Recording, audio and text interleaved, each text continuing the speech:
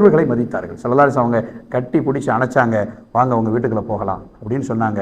ஹதரத் சஅத் இப்னு உபாதா விருந்து கொடுத்தார்கள். அந்த மதிய வேளையில் ஸல்லல்லாஹு அலைஹி வஸல்லம் அவங்களுக்கு விருந்து கொடுத்தாங்க. அந்த விருந்தை முழுமையான முறையில் ஸல்லல்லாஹு அலைஹி வஸல்லம் அவங்க மன நிறைவோடு புசித்தார்கள். அதற்கு பிறகு சஅத் இப்னு உபாதாவுக்கு மிகச்சிறந்த ஒரு விருந்து உபசரிப்பை கொடுத்த அந்த சஅத் இப்னு உபாதாவினுடைய ஹக்கில், அவருடைய பொருளாதாரத்தில், அவருடைய குடும்பத்தில் பரக்கத்து உண்டாகுவதற்காக வேண்டி ரசூலுல்லாஹி ஸல்லல்லாஹு அலைஹி வஸல்லம் அவர்கள் பிரார்த்தனை செய்தார்கள். கணிதத்திற்குரிய அல்லாஹ் நல்லடியார்களே, இன்றைக்கு நாம் பார்க்கிறோம், மனிதனுடைய உணர்வுகளை யாரும் என்ன செய்யறதில்ல, புரிந்து கொள்வதில்லை.